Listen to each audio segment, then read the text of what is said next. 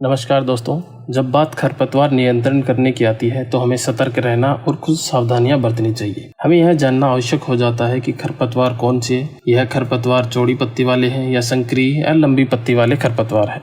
हमें यह सुनिश्चित करना होगा कि खरपतवार के नियंत्रण प्रक्रिया के दौरान कपास की फसल को कोई क्षति न पहुंचे। आज के इस वीडियो में हम विशेष रूप से कपास के खेतों में पाए जाने वाले खरपतवारों पर चर्चा करेंगे। वंतिका टेक चैनल में आपका हार्दिक स्वागत है। तो कपास की फसल में पाए जाने वाले खरपतवारों को नियंत्रण करने के लिए कौन सी दवाई प्रभावी रहेगी जिससे कपास की फसल को नुकसान ना हो। मुख्य तौर पर कपास की फसल में पाए जाने वाले खरपतवारों में सामक यानी जिसे हम सामक भी कहते हैं, बथुआ, मोथा, सांटी, मकड़ा, दूब, चौड़ाई जैसे अन्य कई प्रकार के खरपतवार होते हैं जो हमारी कपास की फसल को नुकसान पहुंचाते हैं। इनसे हमारी फसल को पोषक तत्वों और खाद उर्वरक की उचित मात्रा नहीं मिल पाती। इसके अलावा खरपतवारों से कई प्रकार के कीट भी या प्रकोप हमारी फसल के अंदर देखने को मिलता है, जिससे खरपतवार से उपज में 15 से 25% तक हानि हो सकती है।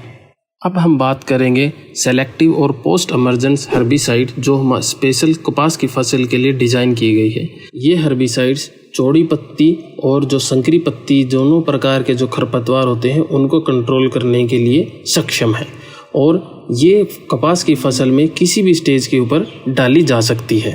ये हर्बिसाइड्स अपना तीसरे दिन से लेकर 15 दिन के अंदर एप्लीकेशन के बाद में अपना रिजल्ट दिखाना स्टार्ट करती है। मैं इसके केमिकल सोल्ट की बात करूँ तो इसका केमिकल सोल्ट का नाम है पायरीथायोबैक सोडियम 6% प्लस में इज़ोलोफोबिथाइल 4% में इसी में जो आती है। इसमें क्या होता है, जो पायरीथायोबैक सोडियम होता है ना, वो चौड़ी पत्ती वाले जो खरपतवार होते हैं उनके विकास को रोककर उन्हें कपास के पौधे के साथ बढ़ने से रोकता है। दूसरी ओर क्विनोलोफोब एथाइल आवश्यक फैटी एसिड का उत्पादन करने की जो क्षमता होती है उसको रोक देती है, जिससे पौधे की मृत्यु हो जाती है, यानी कि खरपतवार खत्म हो जाता है। हर्बिसाइड्स की फॉर्मुलेशन बेहतर प्रभावशीलता और स्थिरता प्रदान करती है, जिससे यह कपास की फसल में खरपतवार प्रबंधन के लिए एक प्रभावी औजार बन जाता है। चलिए किसान साथियों, बात करते हैं कौन कौन से प्रोडक्ट्स इस सोल्ट के आते हैं, उनकी क्या डोज आपको यूज़ करनी है, इस पर बात करते हैं। तो सबसे पहले आता है किसान साथियों बायर कंपनी का घासा हर्बिसाइड। इसके अंदर ये सोल्ट पाया जाता है। इसकी अगर डोज की बात करें तो 400 ml प्रति एकड़ तक आप इसकी डोज यूज़ कर सकते हैं। इसके अलावा ये जो सोल्ट है ये गोदरेज के हिटविड मैक्स में आता है।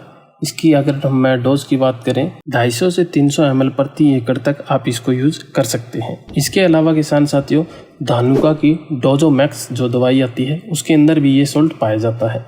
इसको आपको 2 ml प्रति लीटर पानी के हिसाब से यूज़ करना है। इसके अलावा आप इंसेक्टिसाइड्स इंडिया लिमिटेड का मास्टर स्ट्रोक के नाम से प्रोडक्ट आता है, उसको भी आप यूज़ कर सकते हैं। डोज की बात करें तो 250 से 400 ml प्रति एकड़ के हिसाब से आप इसकी यूज़ कर सकते हैं।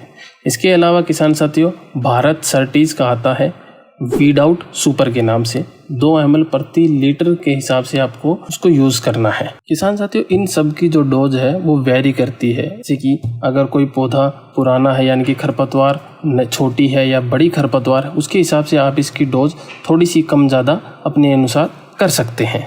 हाँ, एक चीज़ और आपको ध्यान रखनी है दोस्तों कि ज़मीन में उचित नमी होना बहुत ज़रूरी है। अगर नमी नहीं होगी तो खरपतवार दवाई काम नहीं करेगी। दूसरी चीज़, ये सोल्ट और प्रोडक्ट्स किसी भी प्रकार से आपकी कपास की फसल को नुकसान नहीं पहुंचाएंगे और आपको ये भी नहीं सोचना पड़ेगा कि खरपतवार चौड़ी पत्ती की है, संकरी पत्ती की है, लंबी पत्ती की है। ज़्यादातर खरपतवार को कंट्रोल करने के लिए ये सक्षम है।